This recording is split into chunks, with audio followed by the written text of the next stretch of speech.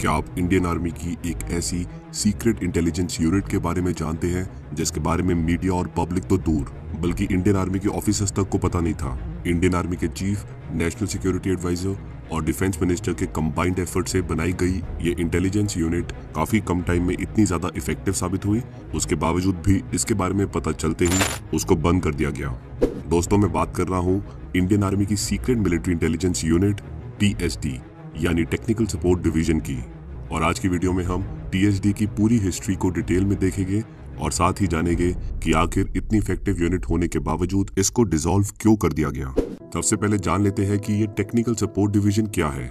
तो TSD Indian army की secret military intelligence unit थी जिसे 2010 में उस समय के chief of army staff general VK Singh के अंडर में सेटअप किया गया था। इस यूनिट का मेन ऑब्जेक्टिव बस इंटेलिजेंस गैदरिंग ही नहीं था, बल्कि ये यूनिट कवर्ट ऑपरेशंस और काउंटर टेररिज्म एक्टिविटीज में भी एक्टिवली इन्वॉल्व रहती थी।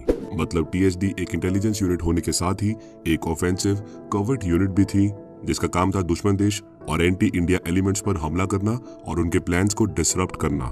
पर सवाल आता है कि जब इंडिया में मिलिट्री इंटेलिजेंस के साथ ही कई सारी इंटेलिजेंस एजेंसी ऑलरेडी मौजूद थी, तो ये एक सीक्रेट इंटेलिजेंस यूनिट को बनाने की जरूरत क्यों आ पड़ी।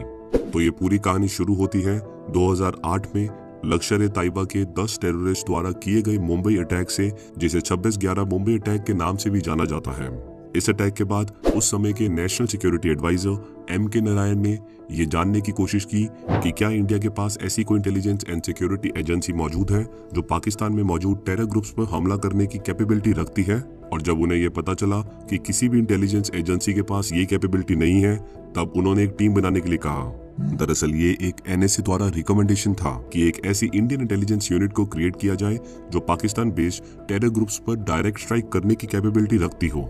ये बात याद रखें कि इन टाइम पर जो इंडियन आर्मी के चीफ थे जनरल दीपक कपूर, जिन्हें 31 मार्च 2010 में रिटायर होना था, और इंडियन आर्मी के नेक्स्ट चीफ होने थे विजय कुमार सिंह। तो मार्च 2010 में ही उस समय के chief of military intelligence lieutenant general RK Loomba VK Singh के पास TSD यूनिट को बनाने के प्रपोजल के साथ जाते हैं और जनरल VK सिंह इस प्रपोजल को एक्सेप्ट भी कर लेते हैं, जिसके बाद ही इस टेक्निकल सपोर्ट डिवीजन यूनिट को बनाया जाता है।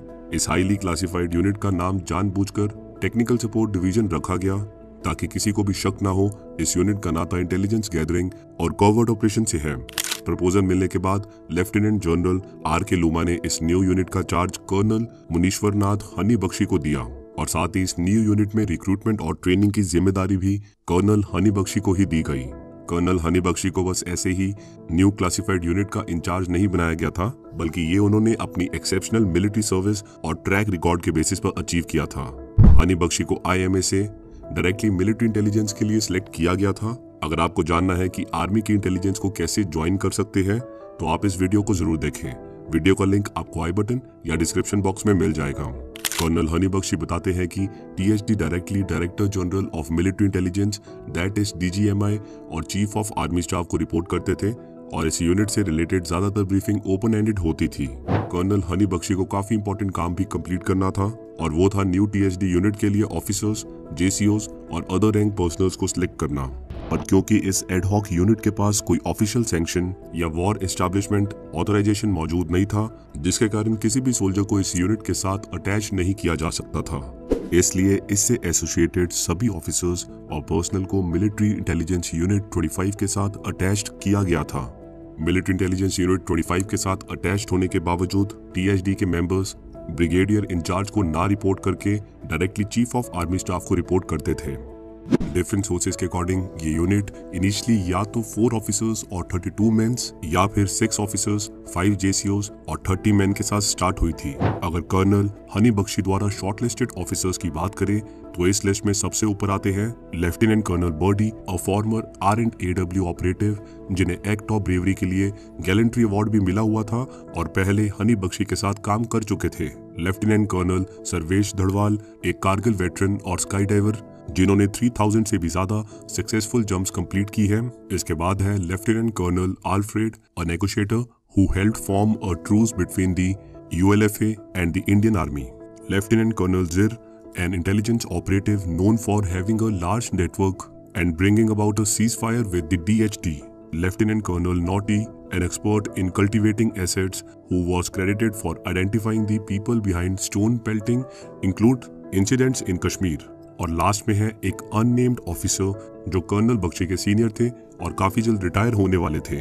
कर्नल हनी बख्शी पहले से काफी क्लियर थे कि टीएसडी में कोई यंग लेफ्टिनेंट या कैप्टन को शॉर्टलिस्ट नहीं किया जाएगा, क्योंकि जिस तरह के काम इस यूनिट को आने वाले टाइम में करने थे उसके लिए ऑफिसर्स और मेंस दोनों के पास कॉम्बैट एक्सपीरियंस होना चाहिए, और ना ही इस यूनिट के पास इतना टाइम था कि ये यंग ऑफिसर्स और मेन को ट्रेनिंग प्रोवाइड करे। इसलिए शॉर्टलिस्टेड ऑफिसर्स को फर्दर ऑर्डर दिए गए कि आप रिमेनिंग जेसीओस और अदर रैंक पर्सनल को शॉर्टलिस्ट करें जिसके साथ आपने पहले ऑपरेशंस किए हुए हैं। टीएसडी दिल्ली कंटोनमेंट में मौजूद एक 2 स्टोरी बिल्डिंग से ऑपरेट करती थी और इन्हें एकदम साइलेंस में रहकर ऑपरेट करना था, क्योंकि इंडियन आर्मी में जनरल रैंक्स पर मौजूद ऑफिसर्स को भी इसके बारे में पता नहीं था और ना ही इसका कोई ऑफिशियल ज्यूरिसडिक्शन या मैंडेट मौजूद था। मई 2010 में तैयार हुए इस यूनिट को अपना पहला ही बड़ा टास्क विद इन 1 मंथ मिल गया और काफी ही जल्द इस यूनिट ने नॉर्थ और नॉर्थ ईस्ट में डिप्लॉय होने के साथ ही डीप एंड वैल्यूएबल एसेट्स बनाने शुरू कर दिए। अब आगे बढ़ने से पहले एक बात जानना जरूरी है, ऐसे सीक्रेट ऑपरेशंस को हम मेनली 2 टाइप्स में क्लासिफाइड कर सकते हैं। First is undercover operation and second is covert operation. और इन दोनों टाइप के ऑपरेशंस में मेन डिफरेंस ये है कि undercover operation successfully carry out करने के बाद आप उस पर क्लेम करते हो कि हाँ, इस ऑपरेशन को हमने अंजाम दिया है। वही कवर्ट ऑपरेशन में ये क्लेम कभी नहीं किया जाता है, और क्योंकि टीएसडी को कवर्ट ऑपरेशंस कंडक्ट करने के लिए बनाया गया था, इसलिए इनके द्वारा किए गए ऑपरेशंस हाईली क्लासिफाइड हैं। एक रिपोर्ट के अकॉर्डिंग इस यूनिट ने इतने कम टाइम में भी total 8 abroad covert operation conduct किए हैं।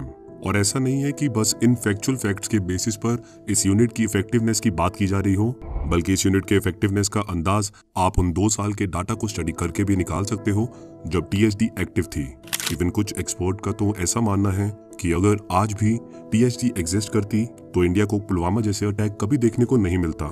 पर अब सवाल आता है कि इतनी इफेक्टिव इंटेलिजेंस यूनिट को डिसॉल्व आखिर क्यों कर दिया गया। जनरल वीके सिंह और डिफेंस मिनिस्टर के बीच उनके उम्र के मामले पर लड़ाई, जनरल बिक्रम सिंह और जनरल दलबीर सिंह सुहाग के लिए उनके बाद के कार्यकाल में उनके विकल्पन को खत्म करने का एक प्रयास था, जिसे जनरल वीके सिंह द्वारा लिए गए इनिशिएटिव्स को और क्रिटिसिज्म मिलने लगा, जिसमें सबसे आगे था टीएसडी फॉर्म करना। जनरल वीके सिंह 31 मई 2012 में रिटायर हो जाते हैं और नेक्स्ट आर्मी चीफ बनते हैं जनरल बिक्रम सिंह, और जनरल बिक्रम सिंह के चीफ बनने के साथ ही एक इनिशियल इन्वेस्टिगेशन बिठा दी जाती है और 2012 में ही इस यूनिट को डिसबैंडेड कर दिया जाता है। जनरल वीके सिंह के रिटायरमेंट के बाद director general of military operations lieutenant general Vinod Bhatia ने टीएसडी पर इंक्वायरी कंडक्ट की, जिसमें टीएसडी द्वारा यूज किए गए 20 करोड़ में से 8 करोड़ का कोई हिसाब टीएसडी के पास नहीं था। मिसयूज ऑफ फंड्स के अलावा और भी कई चार्जेस इस यूनिट पर लगाए गए, जिसमें जम्मू एंड कश्मीर पॉलिटिक्स को इन्फ्लुएंस करना भी शामिल था। टीएसडी के ऑफिशियल्स को अपने पर्सनल पासपोर्ट पर फ्रीक्वेंटली दुबई और लंदन विजिट करना, और सबसे बड़ा आरोप जो टीएसडी पर लगा वो था ऑफ एयर इंटरसेप्शन इक्विपमेंट्स की मदद से नॉर्थ ब्लॉक में मौजूद सीनियर ऑफिशियल्स और डिफेंस मिनिस्टर एके एंटनी के फोन्स को टैप करना।